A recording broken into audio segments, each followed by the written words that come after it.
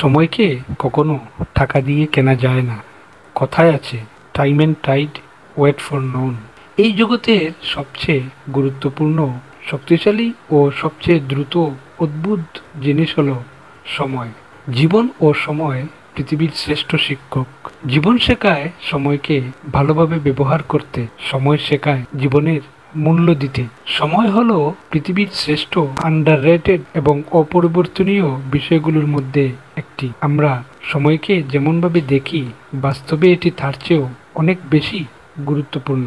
এই পৃথিবীতে যা কিছু ঘটছে, হচ্ছে বা ভবিষ্যতে ঘটবে, তার সবকিছুতেই সময়ের বিশাল ভূমিকা রয়েছে। সময়ের প্রবাহেই আমরা অসংখ্য ঘটনা প্রত্যক্ষ করছি এবং হয়তো আরো অনেক কিছু দেখব। সামাজিক দৃষ্টিকোণ থেকেও সময় অত্যন্ত গুরুত্বপূর্ণ। এটি আমাদের চারপাশের পরিবর্তনকে স্পষ্টভাবে তুলে ধরে। কাছের মানুষ দূরে সরে যায়, নতুন সম্পর্ক গড়ে ওঠে। সময়ের সঙ্গে সঙ্গে চারপাশের সবকিছুই রূপান্তরিত হয়।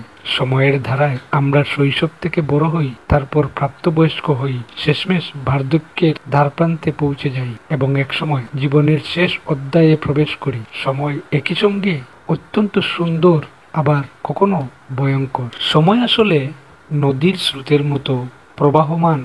কারো জন্য সে থেমে থাকে না বা পেছনে ফিরেও তাকায় না। ঠিক তেমনি মানব জীবনে সময়ের গুরুত্ব অপরিসীম। যে সময় একবার অতিবাহিত হয়ে যায়, সেই সময়কে আর ফিরে পাওয়া যায় না। টাকা পয়সা, ধন সম্পত্তি হয়তো কষ্ট করে অর্জন করা যায়, আবার টাকা পয়সা দিয়ে হয়তো অনেক কিছু কেনা যায়, কিন্তু পেছনে ফেলে আসা সময়কে কখনো টাকা দিয়ে কেনা যায় না। কথায় আছে, time and tide wait for none. আমাদের এই ক্ষুদ্র মানব জীবনে সময়ের তুলনায় কর্মের পরিমাণ অনেক বেশি। তাই মানব জীবনকে সার্থক ও সুন্দর করতে জীবনের প্রতিটি মুহূর্তকেই মূল্য দিয়ে এগিয়ে যেতে হবে। আমরা যদি সময়কে গুরুত্ব না দিয়ে হেলায় ফেলে রাখি, তবে সময়ও আমাদের পেছনে ফেলে এগিয়ে যাবে। জীবন থেকে একদিন চলে যাওয়া মানে জীবনের এই ক্ষুদ্র সময় থেকে একদিন কমে যাওয়া। শত চেষ্টা করেও সেই দিনটাকে জীবনে আর ফিরানো যায় না। তাই সময় অপচয় করা মানে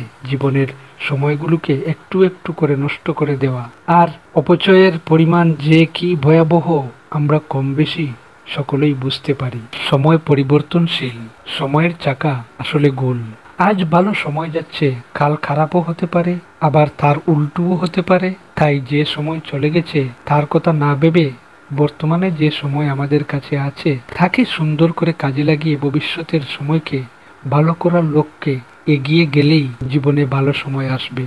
ভিডিওটি কেমন লাগলো, সাথে এই প্রাকৃতিক দৃশ্যটাও কেমন লেগেছে, অবশ্যই কমেন্ট করে জানিয়ে যাবেন। ভালো লাগলে একটা শেয়ার দেবেন।